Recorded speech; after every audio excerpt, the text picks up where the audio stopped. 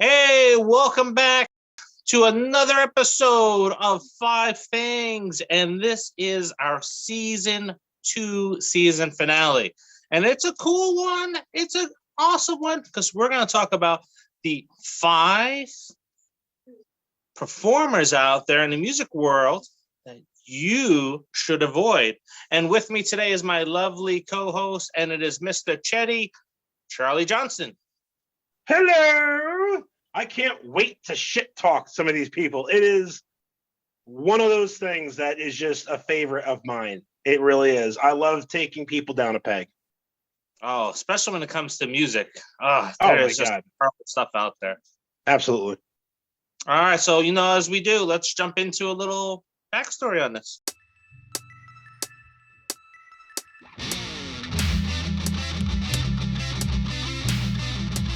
I am inevitable.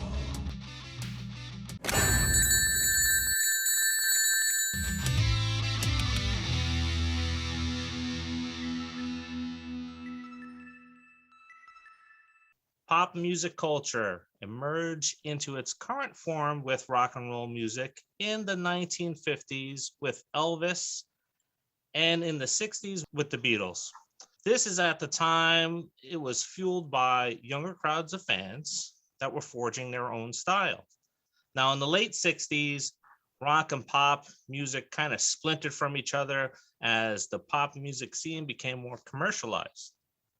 Pop music is defined as songs that become hits, typically sharing certain characteristics: a good rhythm, a catchy melody, and easy to remember sing-along lyrics. Now, while we can debate how pop music is defined, we're not here to discuss that because according to Esquire magazine, the Beatles, the Supremes, and ABBA are all under the same pop umbrella. With us for this episode is Jumpin' Jeff Walker. How's it going? Hello. So nice of you to invite me on here. If you're looking for a man with opinions, you came to the right place. I have an opinion on everything, and they're not always agreeable. So I'm just saying that right up front. But I'm glad to be here. This will be fun. That's what we love to hear. So anything you want to plug? I do afternoons, as probably many people know. I hope they do. Afternoons on KRZ. I love it. I love the creative freedom. And people think, oh, you must love every song. Well, as you're about to see, that's not the story. I also run a high-end mobile DJ company. We do weddings and such. Had a very good year after a not so good 2020, as you can imagine. But I got a lot of things going on outside radio, outside music. But music gets me through anything, the good and the bad. And I guess we're focusing on what we think is the bad here today. Oh, yeah, definitely. Links to his show will be in our comments and our description. Who gets to play the first dragon here? Well, that would be you. You as the guest, you get the honors. So, Jeff, with your number 5, what is your musical act? All 5 of mine are going to make some people upset, and that's fine. We live in a world where we don't seem to agree on anything anyway, so let's not agree on music. Number 5, Drake, who I have to laugh when they claim is the most successful chart artist in history. You got to be friggin' kidding me here. Listen to Drake. This is my interpretation. It's a man kind of talking sing-songy over beats. That's all I hear. That's all I hear. I don't know what the songs are about. They make no sense to me. In my field, makes no sense to me. Maybe I'm too old to get it. I didn't grow up with, hip hop and rap. So maybe it's a generational thing. I don't even hear a goddamn melody. But yet, he's very popular, but not in my book. So he's my number 5 choice. He rode the wave of that Degrassi fame, I think, and he just got locked into a fan base that just won't let go. I agree with you 100%. I mean, you're right about the fan base. He can put out anything; it'll go to number 1. Yeah, no, it's not my thing. I agree with you 100%. Totally overrated. Yeah, Yep. I have attempted to see what the hype was all about, and I've sat here, I found out a couple songs like I just don't get it. I don't get it at all. No. Yeah, he's gonna be another one like R. Kelly when we find out some of the skeletons. Oh my God. Yeah, That's funny, but I hope not. That's terrible. That's talk about a nightmare story. God. a big thing was he's hanging out with Millie Bobby Brown for like 2 or 3 years. Yeah, he was. So, Yes, he was. My number 5, I kind of went a different route with this list. I'm not gonna lie. So this one kind of there's almost little themes with each one. The Bloodhound Gang. Now, it's not because the Bloodhound Gang is not. It doesn't have its high points. Like, I'm a kid of the '90s. You know, The Bad Touch was a huge hit. We all know that. Yeah. But if we're being honest with ourselves, if you were to go and suggest to a coworker today, like, you know what you really got to check out? The Bloodhound Gang. You might be pulled into HR the next day and fired. There's a very strong possibility. So for me, in the sort of touchy society that we have right now, maybe, avoid throwing that one out there, letting that disc out. Just a suggestion more than anything else. The bigger problem I would have with Bloodhound Gang and recommending it to anybody is even when they had their big hit with The Bad Touch, which I didn't even understand the title, and everybody would call in asking for the Discovery Channel song. Aside from that one, nobody knows who they are, and even not nobody, but you know what I mean. The masses don't know who they are. Maybe in Philly they do, but around here, I could play The Bad Touch and people would not know who it was. I guarantee it. In the bar scene, going to, like, back when I was younger, I used to do a lot of karaoke and stuff like that, and they have this one sort of country-esque song called "The Lap Dance Is Always Better When the Stripper's Crying." Oh and it's a the title's gold, but don't necessarily know if I want to suggest that one to Cheryl in accounting. She might be offended. My number 5 is a bunch of local boys here in Wilkes-Barre that I just don't get it. I don't get it. Everybody talks about it and they love them so much, and I've made several attempts, and at one point I liked the song, but I liked it so much I don't even know what the name of the song is. Breaking Benjamin. Yeah, and people are going to be very upset with you for saying that. Yeah, man, I don't know if I can get behind that one. Well, you know what? Here's the thing. Here's how I have no interest in listening to Breaking Ben or going to see them, and that's not a knock. It's not my type of music. Yeah, I think I would. I would agree on the. They're like, okay. I'm trying to get it together because they're not all that bad. Like, their first 2 albums were good, and if it stopped there, they never did anything after it, I'd be like, all right. And I saw them live. I saw them actually their last show before they went nationwide at the old Staircase Lounge in Pittston, if you can reach back that far. Yeah. So the Staircase Lounge, so I don't know if either one of you remember it, before they were Breaking Ben, a couple of their members were in Strangers with Candy, and they won cover band on MTV. So yeah, I do remember. Yep. All right. Oh boy, this will make me unpopular with many potheads. Dave friggin' Matthews. Oh my God! Why did you say it? I don't get it. In my head, in my ears, for the 2 or 3 hours they're on stage, they're literally performing the same song. I swear to God, Crush and Crash Into Me are the same song. I don't hear any difference. Do you want to hear my theory on what would happen if you went to a Dave Matthews concert and suddenly, let's say you're up here at Montage Mountain. Yeah.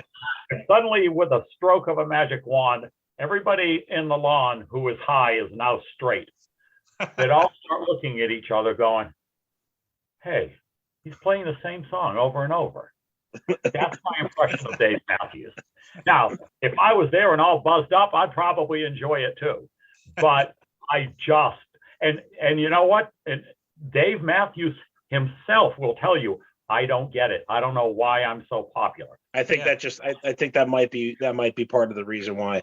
I like Dave Matthews. I'm not gonna lie though. I did a little research before, I was making my list, and I'm in the minority. Like, Esquire and Rolling Stones and Vice fucking hate Dave Matthews. I'm just gonna tell you that right now. They don't like him. You know what? I don't have time to read music magazines, so I'm glad I have a little company. You do. You certainly. I promise. They were mean. They were downright mean. Okay, my number 4. Going over here with it. This is a kind of it's not a two-parter. It's based on something else. So the band Creed. I'm not telling anyone to necessarily avoid Creed. Maybe the third album, I would say. I am saying, though, you should probably avoid anything that Scott Stapp does as solo music. And conversely, maybe check out some of the stuff that Mark Tremonti, the guitar player, is doing. Now, I know, Jeff, you said you're not really into heavy music, and admittedly, Tremonti's stuff is pretty heavy. But, like, talk about, like, just polar opposites and, quite frankly, where any talent that was in Creed went.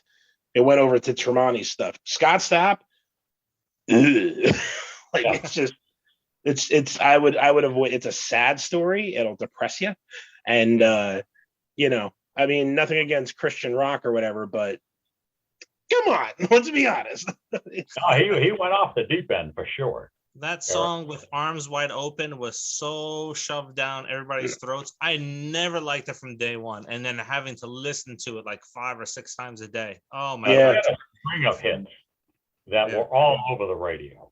Mm-hmm. Yeah, that album for sure.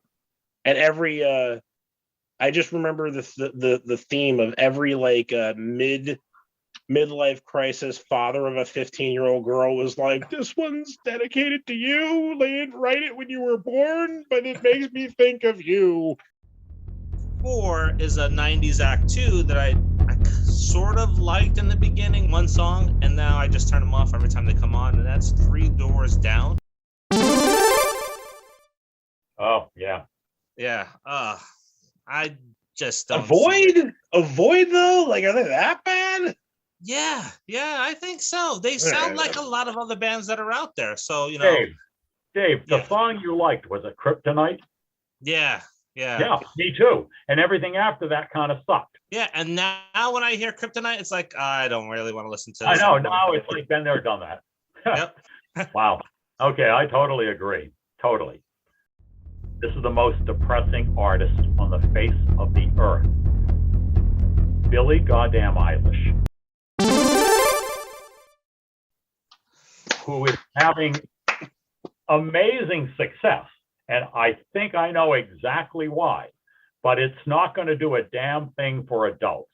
Mm-hmm. If you're a 14-year-old girl with esteem issues, body issues, you just feel like you don't fit in, you're awkward, you feel like you're on the outside, you're going to love Billie Eilish because I'm sure it's her true feelings, but she taps into that psyche.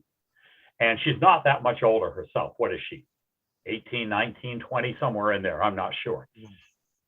You can listen to her entire album. I don't think when Bad Guy is the wild song on your album, which is only a mid-tempo song, that tells you a lot right there. And her new music is even slower. To her credit, she admires Frank Sinatra, but there's no need to go back to the 40s and try to duplicate that sound. All of her music just sounds like something that would be playing in the background at a cocktail hour. But as a grown adult, especially a grown adult male, nothing. It does not a damn thing for me. And she's going to be around a while. She has staying power. She's like a Drake. If she puts something out, she's got that hardcore following. And her brother is equally, in my mind, unexciting. Phineas. There's a brother, and his name's Phineas? His name is Phineas. He has just released an album, and apparently, if you want to believe the trade magazines, people in the music industry are lining up for them to have him produce their album. I mean, I'll give these two credit. Phineas, I think, is the true songwriter here. He and his sister recorded her first album in their bedroom, and they sold millions. So you can't knock success. I just would never recommend this music to anybody, and especially if they were suicidal, because this would be the final thing to push them right off the edge. Now, I'm saying jokingly, of course, but it's depressing music. Yeah. Does she even sing?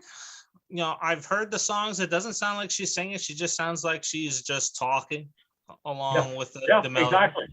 Right. Exactly. She's got this ability. She's got a very low register. And then she can also, I heard in one song, Not Bad Guy, it was another single off, I guess, the new album. She's able to hold a consistently long single note, which is a popular thing to be able to do. If you can do that for a measure or two and not crack and do it consistently, it sounds weird to say it, but that's kind of a talent, and she can make that work. Your number 3? Now, this one, you want to talk about getting in trouble with some people? I'm probably going to get death threats with this one. I'm going to get death threats. They have little guys with hatchets, hint, hint, hint, coming after me. ICP. Frankly, because it's a health hazard to become a fan of them. Let's just be honest. You go to their shows, you may not come out alive. Like people, yeah, they won that battle between them and Slipknot. ICP has the more dangerous fan base, hands down. I don't personally hate everything they did or do, but it's very like one song, maybe two. And again, it's kind of the Bloodhound Gang thing where it's like, that's kind of funny, like that kind of stuff. Otherwise I have no use for them as a talent. I would never be caught at one of their shows. Right? I don't even think their music that they intend to be funny is funny. It's just, Well, I think they're sincere about it. That's the crazy thing. Oh, I do too. Yeah. Like if somebody else did it, like if Eminem did one of their songs, like there's, it doesn't even matter. It would probably come off as funny, but because it's these two hillbillies from the trailer park with grease paint on their face, it's I don't know. It's just like you're like, I think he's serious. I think he really does want to go hunting for some chickens. My number 3 almost ties in to Jeff's number 3 because it's a giant marketing machine that's made this artist be what they are. Taylor Swift. I think you get any. Wow. Yeah, I think if you get any female artist that can sing pretty decent and put the same marketing machine behind them, you're going to get the same results. I agreed with you. I honest to God did. And then she put out this album that she wrote during the pandemic. She apparently, and I didn't listen to it because my wife got really into it, my daughter. And it's like folksy. It's totally kind of different. And she wrote the album in the house she grew up in Reading, PA. And it's basically just her and an acoustic guitar most of the album. It's pretty good, man. It's not take that for what it is. I'm just saying. You said it's pretty good, so it's pretty. It's pretty good for me. It's I got a high standard. I got guitars on my wall. I have high standards. Dave, I'm going to shock you right now. In my mind, Taylor Swift is one of the saviors of modern day radio, and I'll tell you why. She is a dying breed that we had plenty of in the past, especially in the 70s. Singer-songwriters who can write their own material. They have a thought in their song. The lyrics make sense. Very melodic. And she's a machine. The biggest knock against her, maybe she puts out too much. And for some people, it feels like, oh, God damn, I'm tired of Taylor Swift. Take a break. But I think people like her, I put her in the same category as Pink, Ed Sheeran. Those types of people are the only hope for Top 40 radio. Top 40 radio is in big, big trouble in this country because we're getting all this manufactured music that's really not music. Mm-hmm. I think Elton John put it best. It's snippets of songs pieced together on a computer. And then you have people come in and sing the chorus or sing the verse, lay some beats down. If you look at the average song that's a top 40 hit now, especially the urban leaning songs, look how many songwriters are on it.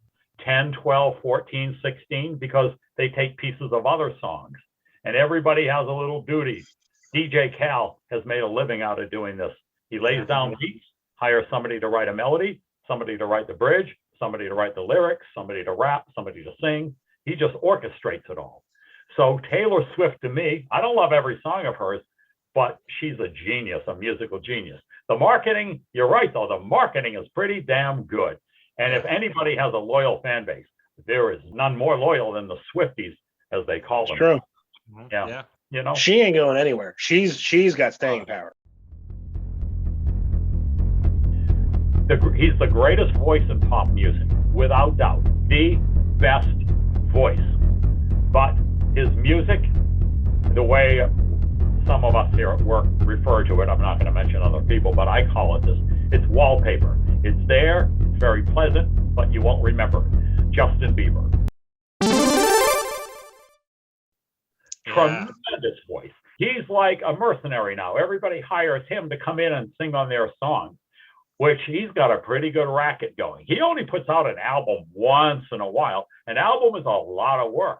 But look how many hits he has where somebody hires him. But like, okay, he had a hit out a few months ago, Anyone. I could not sit here and hum that song to you if I tried. The only song of his I truly remember was his first one, Baby Baby, which made all the young girls start going crazy. I just think it's a waste of a talent. That's how I would put it. Love his voice, hate his music. All strong fan bases. Like that's the consistency of your choices. It's all. Oh my God, yeah. Yeah. The Believers, they all have these cute names for their fan club. The Believers. Yeah. Well, there's your marketing. Yeah. I would be very surprised to find out that like a Belieber came up with the idea for the name Belieber. Oh, no. That was a manager somewhere. Or Ed Sheeran and the Cheerios. They do it. I never heard that, seriously. Yeah, that's a good one. Yeah, that's his fan. I hate the 4 non-blondes. I hate them. I hate them so bad. I hate them so bad. I think I know why. What's that? I think I know why. Are you tired of back in the day going out to karaoke and hearing everybody and their mother sing it? So it's a combination of, it's not karaoke though. I've been a musician for 25 years, and you can't be a musician in the Poconos and not be in cover bands. Inevitably, you gotta play that song because there's usually a group of 10 to 15 chicks at a bachelorette party, or maybe they're just having a little reunion and they all want to hear what's going on and they want to go, yeah. They don't fucking know the words. No. They don't know any of that shit. They want to hear that. So I got to sit there playing the same 4 chords over and over again while some asshole is bellowing out these garbage lyrics that don't mean anything to some broad that was wearing a funny hat. And I understand she's a great songwriter otherwise. You know what? Right, and she's a very successful producer too. Yeah, no, I know. She did a lot of stuff for Pink. You were mentioning Pink earlier. She's a little responsible for Pink's like comeback. I respect all that. I do. But her band sucked. All right. That's fine. She can be successful as a producer. I respect her as a producer. Maybe the only rap on here, and I have to say 50 Cent. Just never got into him at all, or the beats. It was just another rapper that came up through that crew of rappers that came up at the same time. It just, no. Yeah. You know, it's funny. I happen to play today. It just came up in the club. And, I remember when that came out, it blew up so big, and I would listen to it. I say, yeah, it's a little catchy, but there's no like lyrics to it. It's like yelling people's name and it's your birthday, Yep. I never really got the point of the song. And then he had a flurry of hits, and then he became just a pop culture figure rather than a music maker. Right. And I honestly don't know what he does now. He gets into battles with what's his face, Ja Rule, and he becomes a meme. Okay, we got these 2 guys from 20 years ago. We're gonna be now. That's what I thought. Today's teenagers are going, wait a minute, who are these 2 guys arguing? Who are they? Teenagers. Someone told me about it, and the meme is funny. Don't get me wrong, but I was like, they're like, oh yeah, they don't like each other. And I'm like, who fucking cares? I know. I think I wouldn't have cared 20 years ago. Why do I care now? No, you're right. All right. This is the time of the show where we decide to put the things that we didn't necessarily feel belonged on our lists. And I think we're gonna go in reverse order this time. Dave, what's your honorable mention? I think you had to be on drugs listening to this one band, and I wasn't a part of the popularity. I don't understand it. Rush, Ah, man, that guy's voice just annoys me. Rush is awesome. Shut up. No, Charlie, sorry. Rush is awesome. Shut up. I'm with Dave. I forgot it. Never got it. Yep. Never got it. A couple other honorable mentions I have on there is, of course, Nickelback. They were too easy to make the list, so That's them on. Same. Yeah, and then I'm with Jeff. He makes my honorable mention, but Justin's on my list too. Justin Bieber. Yep, there you go. Well, okay. I only have one to add here, and it pains me because growing up when I was young, and we were still buying albums, and ironically, I bought this group's album. They were unknown. It was a double album. I bought it purely because I used to love to walk into record stores and look up at the wall, and they'd have all the big vinyl records, and it would have great artwork and all. I was so swayed by the artwork on this album. I bought it. I got it home, and my friend said, "Who the frig is this? Why did you buy this?" I said, "Look at the cover. How can this not be great?" The band was Kiss. Now, wow. I know. Hold on here. You got to hear. I'm gonna hang up. I just quit a podcast. I can't believe that happened. You know what? Here's the worst thing that ever happened. I had three bands I idolized growing up. First, it was Alice Cooper. Then it was Kiss. Then it was Queen. I finally got to see all three, but not in the order you would expect. And by the time I got to see Kiss live, they were basically a parody of themselves on stage. And I know almost everybody watching this is going to disagree with me, but they're corny on stage. They do the same thing all the time. They literally can't sing. You know it's about the show and not the music. I mean, let's be honest. Who doesn't love, rock and roll all day and party every night? Or Strutter, or I even like their mellow stuff, Beth, which some of the true fans hated. But I just can't do it anymore. It's beyond me. I feel like it's the same, watching the same movie for 30 years. All right, my honorable mentions are kind of quick, and I'm going to surprise Dave, I bet. I bet you I'm going to surprise you. The obvious one, Nickelback. The one that Jeff had thrown in his list, Billie Eilish. And then I'm going to say Metallica. The reason I'm going to say Metallica is not because they are my all-time favorite band, period. But I will say there's a lot of dedication involved. You got to be patient to be a fan of that band. And there's some lows musically. There's some lows. I don't know if I would necessarily tell somebody like, yeah, just buy every album, go to town. Absolutely. I'd probably narrow it down to like maybe their best 3 or 4 albums, to be perfectly honest. And I don't think the Black Album's on it. But yeah, I think that's my honorable mentions. I'm a little ashamed to say it, actually. She easily has one of the best voices in music. One of the best. And on commercial radio, she has been everywhere for the past 2 to 3 years. Now she's on TV. She's got products galore. Young girls, probably women, love her. Ariana Grande. Ariana Grande, to me, is the female version of Bieber. Beautiful voice, absolutely beautiful voice, but reminiscent. Here's what she reminds me of: a modern day Celine Dion. Think back to the 90s. Celine Dion had all these big power ballads, and they were perfectly good 3-minute songs that she would stretch out to 5 minutes because she had to show you how many different octaves she could hit with her voice. It's almost like every song has to be bigger, and I want to try to go higher and have 8 overlapping vocals. I find it so fatiguing, and most of her music just so uninspiring. She's also pigeonholed herself. Like that's a problem in modern music too, is that there's no danger in it. And what I mean by that is no one takes any risks. Every song she writes, or that she has, I doubt she writes them, they're all in the same key. They're all in the same. It's this. She's right here. And yes, her voice can do this thing, but it can only do this thing right here. I can't say with any great certainty because I'm not a music insider, but if I had to pick an artist or two that I think probably gets a lot of songwriting credit and not really contributing much to the music itself, I would think she's one of them. My number one is a tie, because I like to drive Dave nuts with those. It's the Black Eyed Peas and Limp Bizkit.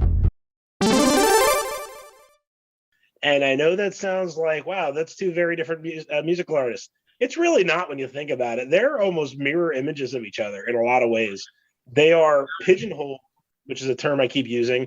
They are frozen in time. Right now, Limp Bizkit's trying to come back. They're not going to. They're not going to come back. They are going to always be the Nookie and Faith and whatever. And Black Eyed Peas are always going to be good night, and that's it. And they both had like train wreck scenarios towards the end of the career, like when they're ups, and just don't bother. Get away. Get away. Whatever. Don't look back. Keep walking. I'm gonna go back to being a teenager when Beavis and Butthead used to make fun of them. But my number one that I hate to hear all the time, and it gets crammed down my throat, and it's played in bars everywhere, and my wife likes to rub it into me, and it's Journey. Just don't like them. Not one bit. What does it say about me? Because I like Journey. And I can't even listen to more than a half a song. Like, I've tried. I don't know what anybody sees in them. I wouldn't recommend it. Maybe if you grew up in the 80s and you like that type of music, sure. But no. Well, Dave, being also a wedding DJ, you don't get out of a wedding without playing Don't Stop Believing. And that blows my mind for a couple of things. Number one, people don't realize that when that came out, I think it was 1984, somewhere around there. It was not a big hit. It barely made the chart. And now here it is, decades later, and people scream and they run to the dance floor with a drink in their hand and they sing along at the top of their lungs. It's not even a dance song, but everybody wants to get out on the dance floor. And I don't get it. I don't know why. I'm kind of lukewarm on Journey. Everybody acts like there's never been a voice like Steve Perry. Yeah, there has been, actually. Like Freddie Mercury, I'll take Freddie over Steve Perry if you want to get picky about it. Just since you mentioned Beavis and Butthead, you know what I think it was? The song that they decided to rip on, at least the one I remember, is Separate Ways or whatever it is. Oh, yeah. Those things, yeah. And it's like, that is arguably, and I like Journey just fine. That is one of the worst music videos of all time. Like, it is such a mockery of itself. But like their stuff's pretty good. If you can remove that image of a dude playing a keyboard on a wall, if you can get that out of your head for enough time to like listen to the solo from like, I don't know, any other song of theirs, like it's pretty good. But hey, you're allowed to have your opinion, I suppose. That's what this is all about. Yeah. There was worse in the 80s. But there was a lot better too. I'm gonna get some hate comments from my wife. I know, definitely. Well, like I always tell people, when I'm on the radio, I don't pick them. I just play them. My job is to keep you entertained in between the music. I can't do anything about the music. I got a little tear in my eye. That Journey thing really, really bothered me. So, folks, that was our top 5. My list yet again. Actually, I gotta give it to my boy Jumpin' Jeff here. This was his show. His list killed it. It carried the way. Let us know what you think. Like, subscribe, throw some comments down there. What's your list? What are the top 5 musical acts that you would probably lean people in a different direction of? It's a tough one to go by, and you're going to get some hate. I'm telling you right now. We're always happy here and see what you got. Jeff, plug away, man. What else do you got? What's going on in the Jeff Walker world? Well, let me dispense one thing I get asked about a lot. For years, I had a parody band called the Whack Jobs. We'd sell thousands of CDs. We'd give the money to local charities, usually children's organizations. People say, when is the next one coming out? And I tell them every year, there is no next one coming. I just don't do it that often anymore. I do it when a you know, when a song comes along or a topic comes along that I feel like would be like, I'll do something for Christmas and stuff like that. But people always ask, when will the whack jobs come back? And once in a while on the radio, let's put it that way, 98.5 KRZ, where I happen to be on with Amanda every day from 2 to 7 p.m. every weekday. Other than that, if you're getting married, give me a call. I got a company, and we're pretty good at what we do. The other stuff I do, it's just the stuff we all do. Investments, rental properties, all that crap. But that's boring. But right. I enjoy this because you know what? This country has gotten to the point where it feels like you can't have a disagreement with anybody anymore. But this is great. Three of us, musically, we don't have a lot of agreement here, but it's fun just to talk about it and express how you feel about certain music, how Charlie and Dave, how you guys feel, and then we can all walk away buddies.